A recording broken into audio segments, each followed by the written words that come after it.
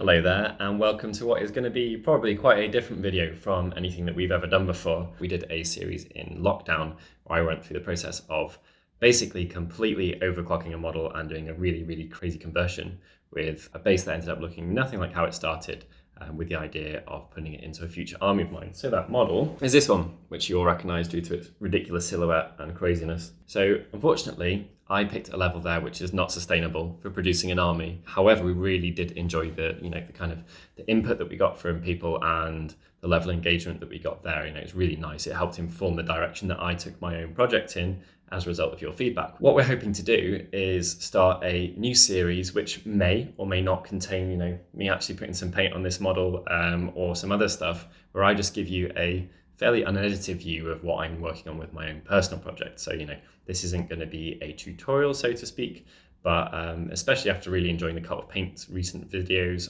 on Andy's Lumineth and Henry's Knights, his Titanicus, we thought we'd give you an insight into exactly what I'm doing for myself. A lot of you will have seen many videos which we have produced for producing sake, education, showing people how we would tackle gold, how we would paint wood, etc., but you haven't had the opportunity to see, pretty much vanilla how I would do something for myself, squeezed around work, squeezed around life, that type of thing. So I thought it'd be a really interesting thing to put a couple of videos out there which show you exactly how I approach doing my own personal stuff. So in this situation, it is going to be a Slaanesh army. Now, I've got some Slaanesh from way back when. It's literally on a square basis. It is covered in dust. I've got some stuff built up from the past, and then I've got some newer models from more recently, including the start of the world's most badass looking Keeper of Secrets. So I'm sure there are more badass Keeper Secrets out there, and the most recent Slaanesh model, my God, how good is that? Wow. Wow, I really want to paint one of those so much. It is insane. They have just told someone, do whatever looks the coolest. Don't worry if it's covered in it's Slaanesh, so whatever.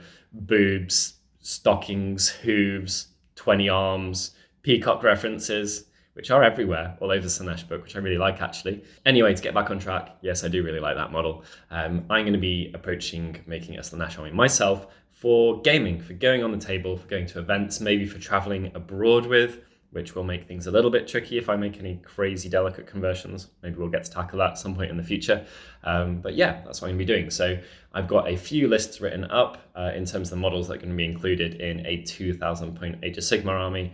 And what you're going to get to see throughout this series is literally me just talking about what I'm doing, showing it on camera, a little bit more freeform. It may just be what I've been painting myself recently, maybe what I've been building myself recently, anything like that. It might even feature things that were going to become tutorials, but I failed at, which actually probably happens a fair bit more than you guys realize. I guess all this begs the question, what do I have on my desk currently? And what I do have on my desk was, or is, if not in the same format, the terrain for the Slaanesh army. This thing comes with a load of stuff which I'm just not going to bother using or attaching. So there we go. It's going to have this great big face on it.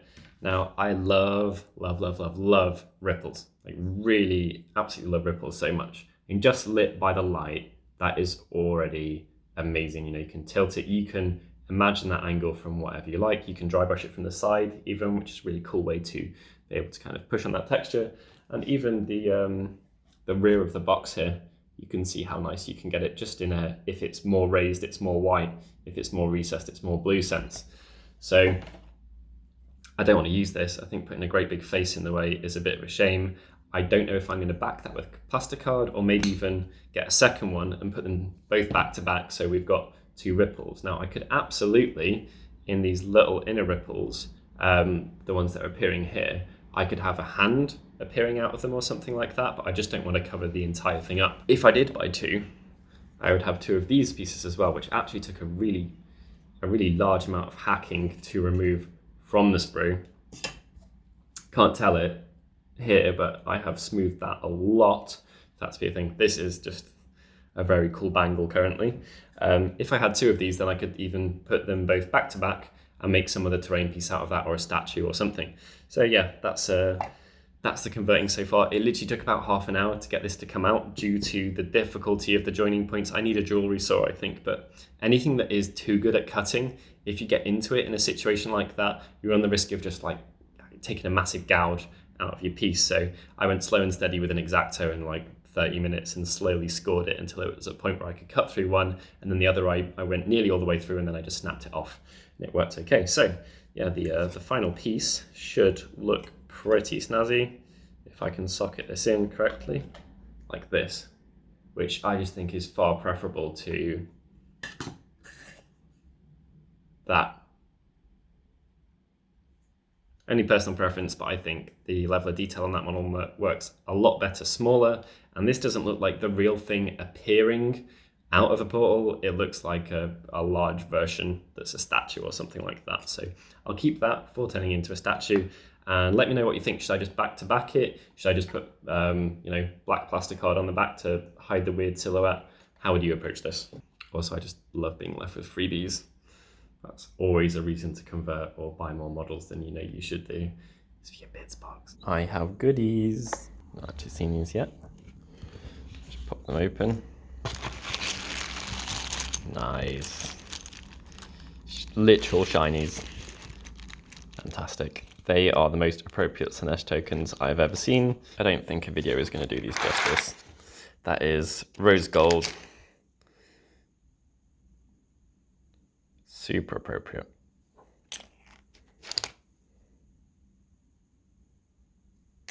So if you are wondering where I got this shiny token,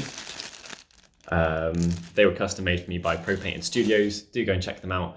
They make custom tokens and normal tokens. You can just browse their website. Loads of gaming aids there, and Age of Sigmar is fully represented, and most of the recent books for 40k are also represented. I just sent Matt a message and asked for something special, and he used a custom color for me, which is how I've got beautiful rose gold templates.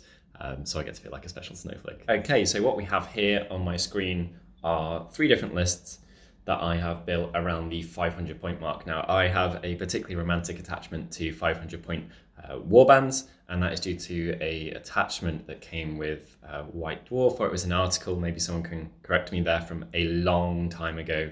I have a romantic attachment to that, and it included a load of rules for making small, quarter size or less armies. I think it was like 200 to 500 points or something like that. So here I have 3 little adorable armies that are incredibly cute.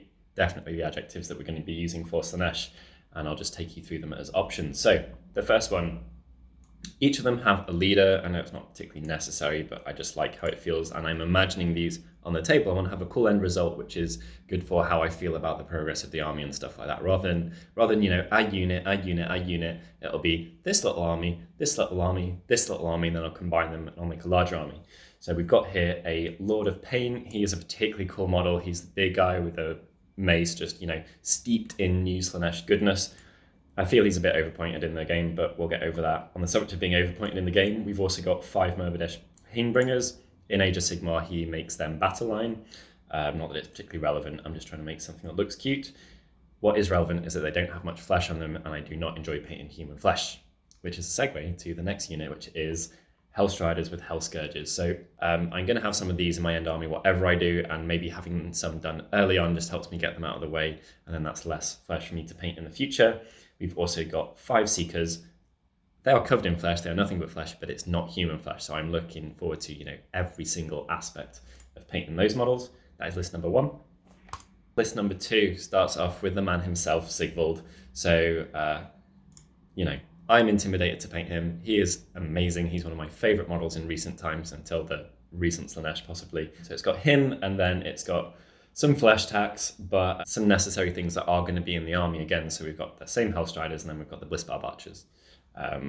Cute little selection there, and I would have 2 of the units that I'm not looking forward to painting, but I'm looking forward to having finished and on the table done already, and that would be nice. Finally, I've got list number 3. That is a Shard Speaker, which is a Wisdom Foot with a mirror, really cool model. The Blissbarb Archers and the Hellstriders, and then I've popped in a little unit of Seekers. So that would be quite a lot of painting done and under the belt, and I would probably approach this in Archers first, because I want to do them the least. Then a Shard Speaker, then the Hellstriders, and then finishing with the Seekers, so I finish with something nice. Or I could do the Hellstriders first to warm up, Shard Speaker, Blissbarb Archers, Seekers. Yes, I am obsessive about any process in Warhammer, it seems. But yeah, that's it. They're the list number 1, just to remind you again, list number 2 and list number 3. So I would love your suggestions as to what list you'd like to see me do. I'm not tied to any of these particularly, so if you have your own list, which is a combination of them, or a suggestion for something else that's small around, you know, like the 450 to 600 point mark, then absolutely do pop it down below. Do let us know what you would like some insight on. It can be anything in relation to what I'm doing. Additionally, we don't know what to call this. Is it going to be like the AO hobby corner? Is it going to be, you know, on the desk? Let us know what we should call this series. We are going to let the viewers name it, which hopefully that's a good idea. You guys normally give pretty good input. So yeah, let us know what we should title this series. First of all, we'd really, really like your input.